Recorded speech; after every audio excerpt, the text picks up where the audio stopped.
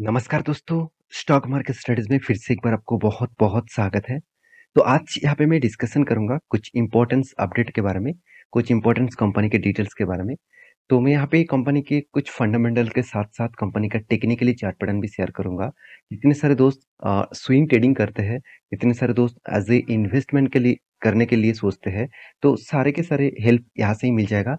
इस वीडियो को पूरा लास्ट तक देखिएगा और अभी तक आपने चैनल को सब्सक्राइब नहीं किया तो जरूर कर लीजिएगा कंटिन्यूअसली इस तरीके से अपडेट पाने के लिए।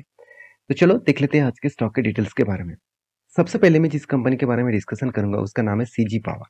देखिए CG power and industrial solution limited.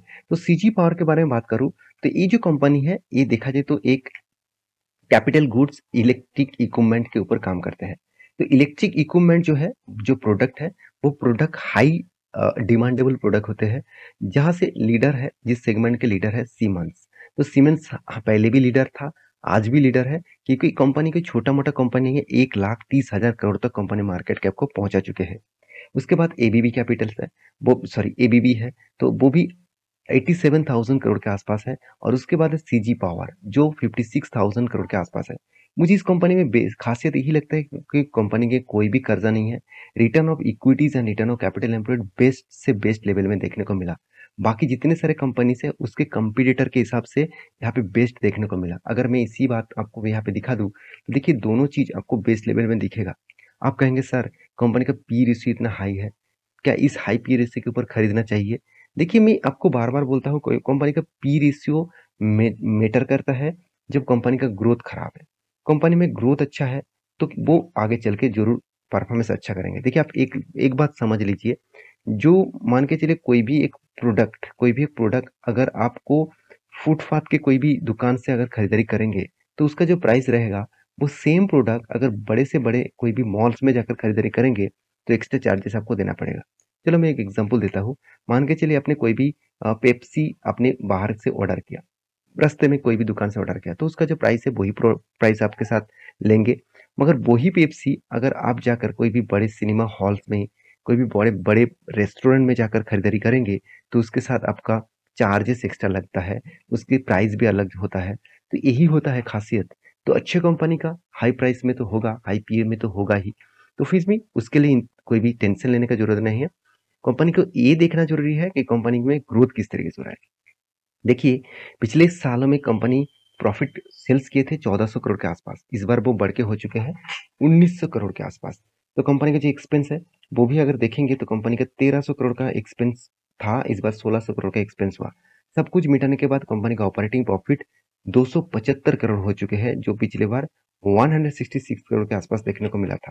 Operating profit margin 11% से 14%। में ये सारे पॉइंट्स में पहले भी आपके साथ डिस्कस किया हूँ। और मैं आपको जब लेवल ब्रेकआउट हुआ था, कोई भी एक लेवल क्रिएट होने के बाद वहां पे जो ब्रेकआउट लेवल देखने को मिला था, मैं तब भी आपको बोला था कि जब कंपनी का परफॉर्मेंस अच्छा हो और कंपनी कोई भी रेजिस्टेंस के पास है और उसको ब्रेक करने की कोशिश कर रहा है, तो सोचना वो ब्रेक होने के बाद एक बड़ा रैली आपको दिखेगा और अच्छा खासा प्रॉफिट भी देगा। मैं 1:3 रेशियो का टारगेट लेकर चला था, मुझे 1:3 रेशियो का टारगेट मिला। और वो मैं आपको पहले ही मेंशन किया था टेलीग्राम में। जितने सारे मेरा पुराना सब्सक्राइबर है उसको पहले से पता है तो इसलिए मैं टेलीग्राम में बार बार ज्वाइन होने के लिए बोलता हूँ आपको। जाकर जरूर ज्वाइन करिए और मेरे साथ जुड़े रहिए और वीडियो को लाइक करिए इस तरीके से कंटेंट पाने के लिए। तो देखिए कंपनी का नेट प्रॉफिट के बारे में बात करें तो कंपनी पिछली बार 112 करोड़ का प्रॉफिट किए थे, इस बार धमाका कर दिया, 450 करोड़ के आसपास कंपनी प्रॉफिट किए। तो सोचिए ग्रोथ किस तरीके से हुआ, 4 टाइम्स का ग्रोथ हुआ। तो प्रॉफिट मार्जिन इतना अगर इंक्रीज होगा तो कोई ना कंपनी, कभी ना कभी कंपनी तो भागेंगे ही। तो इसीलिए तेजी देखने को मिला है। तो मैं जरूर कहूंगा कंपनी की जो बैलेंस शीट है यहाँ पे भी देखिए, रिजर्व जो नेगेटिव में एक टाइम में चला गया था उसको फिर से प्रॉफिट में, पॉजिटिव में कन्वर्ट किया। और कंपनी का जो बड़ा कर्जा था उस कर्जे को कंपनी पहले मिटा दिया। तो यही खासियत होता है किसी कंपनी का, जो खुद की बिजनेस के ऊपर बहुत ध्यान रखते हैं, खुद को बिजनेस को बहुत अच्छी तरीके से करते हैं, उस बिजनेस के ऊपर आपको फोकस होना चाहिए। रही बात इस कंपनी का चार्ट पैटर्न का, तो मैं आपको पहले ही मेंशन किया है कि कंपनी के ऊपर एक रिवर्सल ट्रेंड आपको दिखेगा। कंटिन्यूअसली जर्नी नहीं हो सकता, कभी ना कभी उसको रिवर्सल दिखेगा। और यहाँ पे थोड़ा सा प्रॉफिट बुकिंग स्टार्ट हो चुके हैं। तो आप कहेंगे सर क्या अभी एंट्री लेना चाहिए? बिल्कुल नहीं, अभी मत एंट्री लीजिए। यहाँ पे थोड़ा सा वॉल्यूम करने दीजिए। अगर इसी रेंज के ऊपर थोड़ा सा वॉल्यूम क्रिएट करे, उसके बाद एक ग्रीन कैंडल अगर बड़ा सा दिखे तो उसके ऊपर फिर से एंट्री लेवल होगा। क्योंकि यहाँ पे प्रॉफिट बुकिंग होने के बाद अगर बायर फिर से एक्टिव हुआ तो उस बायर एक्टिव होने के बाद वो फिर से लॉन्ग जर्नी के लिए बाय करते रहेंगे। तो तब आप उस ट्रेन में ज़रूर चढ़ जाना। अभी फ़िलहाल के लिए कोई भी एंट्री लेवल नहीं बना, तो इसके ऊपर वॉच करिएगा और इंतज़ार करिएगा। सेकंड जो कंपनी जिसके बारे में बात करूँ उसका नाम है आईजीएल, जिसका नाम एक्चुअली आप सभी जानते हैं इंद्रप्रस्था गैस लिमिटेड के बारे में। तो इंद्रप्रस्था गैस लिमिटेड के बारे में डिस्कशन करूँ तो इस कंपनी का जो मार्केट कैप है 32,000 करोड़ के आसपास है। तो कंपनी ने यहाँ पे जो प्रॉफिट एंड लॉस दिखाया इस बार, कंपनी धमाका प्रॉफिट एंड लॉस किया। बहुत दिनों तक मुझे क्वेश्चन पूछा जाते थे कि सर आईजीएल कब भागेगा, कब भागेगा? देखिए, हर कोई स्टॉक हमेशा भागता नहीं। हम लोगों को क्या होते हैं, हम लोग क्या मान के चलिए किसी जगह पे जॉब करते हैं, क्या हर मंथ हमारा सैलरी इंक्रीज होता है? बिल्कुल नहीं ना। एक साल के बाद इंक्रीज होता है, कभी अच्छे काम करे उसके बाद प्रमोशन मिलता है। तो इस शेयर मार्केट भी इसी तरीके से है, उसको टाइम देना पड़ेगा। चाहे वो 1 साल भी सकते हैं, चाहे वो 2 साल भी लग सकते हैं। तो उसके लिए आपको टाइम देना पड़ेगा। जब वो भागना स्टार्ट होगा ना, तब वो रुकेंगे नहीं। आज किसी भी ऑटो सेक्टर को देख लीजिए, ऑटो सेक्टर एक टाइम पूरे के पूरा बर्बाद हो चुके थे। मतलब फ्लैट में, डाउन साइड में ट्रेड कर रहा था, आज टॉप लेवल में है। हर कोई ऑटो सेक्टर टॉप लेवल में है। तो मेरे कहने का मतलब है, कंटिन्यूअसली कोई भी कंपनी अगर प्रॉफिट मार्जिन को मेंटेन करता है, प्रॉफिट सेल्स को मेंटेन करता है, तो उस कंपनी आज नहीं तो कल जरूर भागेगा। कंपनी के देखिए नेट प्रॉफिट में भी अच्छा खासा इंक्रीजिंग देखने को मिला। और कंपनी की जो रिजर्व है उसके बारे में बात करूँ तो रिजर्व भी कंपनी मेंटेन किया। और कंपनी सबसे बड़ी बात है, कंपनी कर्जा लेते ही नहीं। कंपनी छोटा मोटा कर्जा लेकर रखा है। बाकी कंपनी का देखिए फिक्स एसेट भी लगातार इंक्रीजिंग हो रहा है। 5,000 करोड़ तक कंपनी पहुंच चुके हैं। और इसी के चलते कंपनी का जो चार्ट पैटर्न बना, वो मैं पहले भी आपको मेंशन किया था कि यहाँ पे जो कंपनी का रेंज बना वो एक स्ट्रॉन्ग सपोर्ट जोन था। क्यों स्ट्रॉन्ग सपोर्ट जोन है? क्योंकि देखिए इस लेवल के ब्रेकआउट होने के बाद बड़ा रैली देखने को मिला। इसी लेवल को फिर से टच करने के बाद फिर से रैली देखने को मिला। फिर से इसी लेवल को टच हुआ और उसके बाद देखिए फिर से रैली हो रहा है। तो हायर चांसेस होता है कभी भी कोई भी सपोर्ट और रेजिस्टेंस के पास अगर सप्लाई डिमांड जोन मिल जाते हैं तो तब अच्छा खासा रैली मिल जाता है। तो ये जो लेवल है यहाँ पे एक स्ट्रॉन्ग सपोर्ट है, उसके साथ एक सप्लाई जोन भी है। तो उस सप्लाई जोन के कारण स्टॉक के ऊपर एक बूम देखने को मिलता है। तो आप कहेंगे सर क्या अभी एंट्री लेवल होगा? देखिए एंट्री लेवल में पहले ही आपको मेंशन किया था, इस लेवल में एंट्री था और टारगेट लेवल इस रेजिस्टेंस के आसपास था। क्योंकि यहाँ पे सिर्फ रेजिस्टेंस नहीं है, उसके साथ-साथ एक बिग डिमांड जोन भी है। क्योंकि यहाँ से शेयर बिग बिग क्रैश भी हो चुके थे। तो फिर से इस स्टॉक में करेक्शन हो रहा है।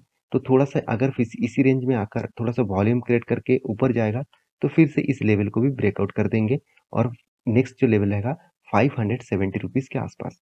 इसके लिए थोड़ा-सा इंतज़ार करिएगा, अभी एंट्री मत लीजिएगा। तो थोड़ा-सा इंतज़ार करिएगा, कभी भी मौका मिलेगा तो मैं आपके साथ टेलीग्राम में और वीडियो बना के ज़रूर शेयर करूँगा।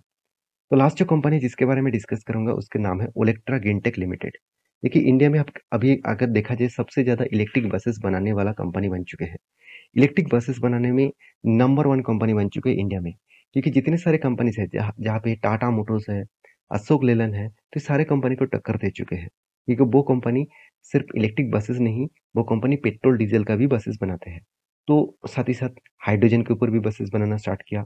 उसके साथ देखा जाए तो और भी अलग-अलग प्रोजेक्ट के ऊपर कंपनी सीएनजी के ऊपर भी गाड़ियाँ बनाना स्टार्ट किया। तो ओलेक्ट्रा ग्रीनटेक जो है वो सिर्फ इलेक्ट्रिक बसेस के ऊपर काम करते हैं। तो इस कंपनी के ऊपर जो क्वार्टरली रिजल्ट इस बार पब्लिश किया कंपनी धमाका परफॉर्मेंस। कंटिन्यूअसली कंपनी देखिए सेल को इंक्रीज करते जा रहे हैं। पिछले सालों के क्वार्टर में 270 करोड़ के आसपास था, इस बार 370 क्रॉस कर चुके हैं। तो कंपनी के जो प्रॉफिट मार्जिन है वो 32 करोड़ से 50 करोड़ तक पहुंच चुके हैं। 12% से लेकर 13% तक इंक्रीजिंग हो चुके हैं कंपनी का ऑपरेटिंग प्रॉफिट मार्जिन। तो ये सारे डेटा इंक्रीजिंग क्यों हुआ? चलो मैं आपको दिखाता हूँ। सबसे पहले कंपनी के टोटल बसेस के बारे में बात करें तो इंडिया में टोटल यहाँ पे ऑन रोड बस अभी रनिंग में है कितना 1100 मतलब कुल मिलाकर देखा जाए तो 1000 सॉरी 1200 के आसपास। तो 1188 ऑलमोस्ट देखा जाए तो 200 के आसपास 1200 के आसपास बासेस कंपनी मार्केट में ऑलमोस्ट रोड में चल रहा है। तो कंपनी की एक बहुत बड़ा अनाउंसमेंट, कंपनी अपकमिंग सीजन में बहुत अच्छा खासा ग्रोथ करेगा। क्यों मैं इस तरीके से बातचीत कर रहा हूँ, चलो मैं आपको बताता हूँ। तो कंपनी की देखिए बताया जा रहा है कि कंपनी यहाँ पे देखिए सिटिंग अप न्यू यहाँ पे देख सकते हैं जो ग्रीन फील्ड है वो प्लान्ड विथ कैपेसिटी, मतलब कंपनी की जो कैपेसिटी वो 5000 यूनिट पर ईयर। तो कंपनी के जो एक्चुअली जो प्रोजेक्ट है वो स्केलेबल करने वाले हैं 10,000 पर यूनिट एंड जो अकॉर्डिंग सॉरी 150 एकड़ लैंड कंपनी एक्वायर किए हैं और वो भी कहाँ पे हैदराबाद में। तो इंक्रीजिंग जरूर होगा। साथ ही साथ कंपनी ये भी बता रहा है कि one of the largest manufacturing of the e buses in India during financial year 2023। उसके साथ आप ये भी देखेंगे तो कंपनी का जो मैन्युफैक्चरिंग है वो जो लोकेटेड है हैदराबाद में, वो करंटली मैन्युफैक्चरिंग कैपेसिटी 1,500 से भी ज़्यादा यहाँ पे यूनिट पर ईयर में कंपनी बढ़ाने वाले हैं। तो कंपनी किस तरीके से ग्रोथ करेगा आप सोच सकते हैं। तो कंपनी का जो ग्रोथ हो रहा है वो भी यहाँ पे आप चार्ट पैटर्न के माध्यम से देख सकते हैं, जहाँ पे रेवेन्यू का ग्रोथ, ईबिटा मार्जिन का ग्रोथ एंड पेट मार्जिन का ग्रोथ। और एक चीज मैं बता दूं, कंपनी देखिए सिर्फ आप ईवी बसेस नहीं, ईवी ट्रक भी बनाना स्टार्ट कर चुके हैं। तो ये जो ट्रक बना रहा है कंपनी, कंपनी अशोक लेलैंड जैसे कंपनी इसके ऊपर टक्कर देने वाला है। टक्कर मतलब उसको पीछे नहीं तो कर सकता, मगर उसके साथ कंपटीटर के हिसाब से तो काम कर सकते हैं ना। तो इसीलिए अशोक लेलैंड और टाटा मोटर्स इस दोनों कंपनी में थोड़ा सा दिक्कत आ सकते हैं इस कंपनी के परफॉर्मेंस के हिसाब से। तो कंपनी में देखिए किस तरीके से ग्रोथ किया। कंपनी जो स्टार्ट हुआ 2015 में, स्टार्टिंग पोजीशन में कंपनी का कोई भी बसेस नहीं था। 2016 में 6 बसेस हुआ, 17 में 25, 18 में 124, 2019 में 513 और 2020 में 543, 21 में 740 54 और 2022 में धमाका कर दिया 2600 और 2023 में टोटली बसेस कंपनी लॉन्च किया 615। इसका मतलब 2023 में कंपनी में उतना ज़्यादा ग्रोथ नहीं हुआ था जितना पहले ग्रोथ हुआ। तो ये सारे पॉइंट्स मैं आपके साथ इसीलिए शेयर किया हूँ क्योंकि आपको भी पता चले कि कंपनी में कितना स्ट्रेंथ है। और अगर मैं टेक्निकली चार्ट पैटर्न आपको बता दूं, मैं आपको टेलीग्राम में भी अपडेट दिया था और पिछले वीडियो में आपको बता था, कभी भी कोई भी जर्नी कर लॉन्ग एक ब्रेकआउट होने के मतलब ब्रेकआउट होने के बाद एक रेजिस्टेंस फेस करता है और रेजिस्टेंस के आसपास कोई थोड़ा सा वॉल्यूम क्रिएट करता है। देखिए यहाँ पे वॉल्यूम क्रिएट किया और वॉल्यूम क्रिएट करने के बाद यहाँ पे जो ट्राइंगल पैटर्न बनाया, वो ट्राइंगल पैटर्न बहुत इंटरेस्टिंग होते हैं। मैं इस तरीके से ट्राइंगल पैटर्न जब बनते हैं तो मैं इसके ऊपर एंट्री ले लेता हूँ और मेरा टारगेट लेवल हायर लेवल में रहता है। तो यहाँ पे टारगेट लेवल किस लेवल तक रहेगा, तो अराउंड अराउंड टारगेट लेवल जो रहेगा 870 रुपीज के आसपास। तो कंपनी का एंट्री लेवल कहाँ पे बना, इस कैंडल पे बना और कंपनी का टारगेट लेवल 870 रुपीज के आसपास यहाँ पे देखने को मिलेगा। तो जब भी कोई भी ट्रायंगल पैटर्न को ब्रेकआउट होता है तो हायर चांसेस होता है उस साइड में जो नेक्स्ट रेजिस्टेंस है उस रेजिस्टेंस तक कंपनी फॉलो जरूर करेगा। तो इस तरीके से अपडेट पाने के लिए चैनल को जरूर सब्सक्राइब करना और मेरे साथ जुड़े रहने के लिए बहुत बहुत धन्यवाद। मिलेंगे नेक्स्ट वीडियो में। तब तक के लिए अच्छे से रहिए, अपने ख्याल रखिए। Bye bye.